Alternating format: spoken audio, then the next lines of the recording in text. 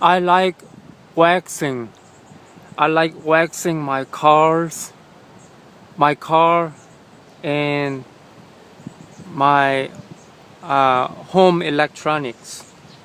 Um, Things like I used to wax my TV screen. I had a nice plasma TV many years ago. I used to wax it. I also like waxing any electronic video screens or monitors. I like waxing them because it makes them look shiny and protected, and it gives deep gloss to it. Even though waxing is meant to be for cars, it actually works with any other appliances like electronics. Anyway, a few years ago, that was during the time that I was walking with God. I was watching a sermon. Of Benny Hinn, and I was watching it, and I got a little bored. No, actually, I was watching it, but I forgot to wax my iPhone. I wanted to wax it to give that nice deep gloss shine. So I took the phone out while the sermon is running on YouTube, and I started waxing it. And all of a sudden, God panicked, and he got irritated, and he convicted me immediately. He convicted me not to do it. He got upset. Jesus was upset because I was waxing it while watching sermon. Turned out that God didn't like it due to many reasons. One is distraction. I gave in to distraction, allowing myself being distracted with worldly things that are not the will of, that have nothing to do with God. And it was disrespectful to him, because I'm placing worldly things higher than his sermon. Even though the sermon was coming from Benny Hinn, whether it was from good sermon or not, whether it was from good preacher or not, it all counts. It all counts for him, for God. And that the fact that I was waxing my phone, he got really irritated. He gave me conviction immediately. He doesn't like it. It's disrespectful to him. It is idol. It is idolatry. And distraction. So I stopped it immediately. So I stopped the waxing, put away the phone, and I immediately acknowledged to Jesus, sorry for what I did. I didn't know that you didn't like it. I didn't know that you hated that much. And I acknowledged to him that I realized that what I just told you about the distraction and disrespect. And allowing myself being distracted, allowing myself fall into the devil's tactic.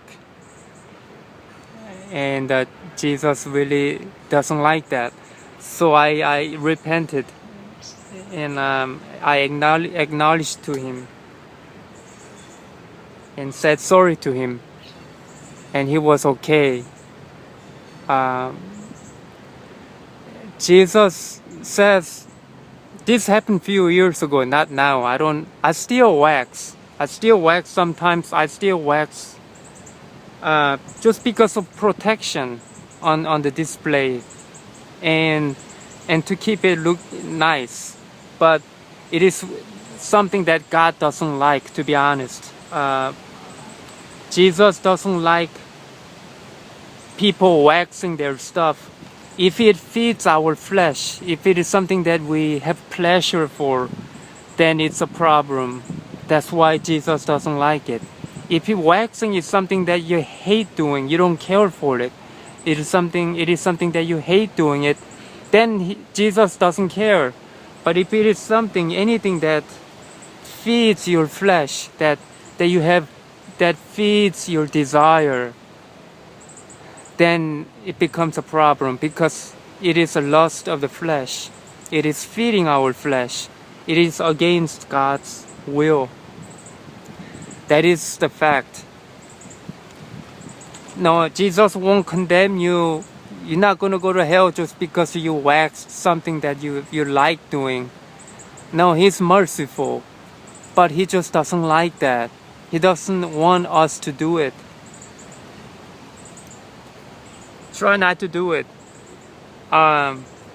Anything, not only waxing, it can be anything that you have that gives you pleasure. That pleasure is a problem because it grows, because it is addictive, because it takes away what is good from God. It is not God's will. He doesn't want us to do it. Whether in regards to the sermon, it doesn't matter what sermon it is, whether what pastor, or whether the preaching is critically important or not, or good or not. It is disrespect if we catch ourselves onto something else. It is disrespect for God, God's kingdom. So whenever we watch sermon or doing whatever, something for God, we need to take all our effort. We need to focus, concentrate, and oh, the bug got on my hand. Whatever we need to focus on whatever we're doing for God until it gets done. Whatever we are doing for God need to get done first, without distraction, without interruption and disruption. God doesn't like all of that. Something that we can control ourselves. Something, if it is coming from our own desire to distract ourselves, is when God gets mad. But if it is a distraction coming from outside source, well, then He understands that. There's no control, you have no control over it. But He doesn't like distractions. We need not to give in to distractions. Make sure that whatever we do for God gets completed, and then you can go on about doing something that you want to do. After you're done with serving God, you can do it. Still, God doesn't like it, but you can do it. Just don't do it at the same time when you are doing something for God. He hates that. I wanted to share that to you guys. Alright, Jesus bless you.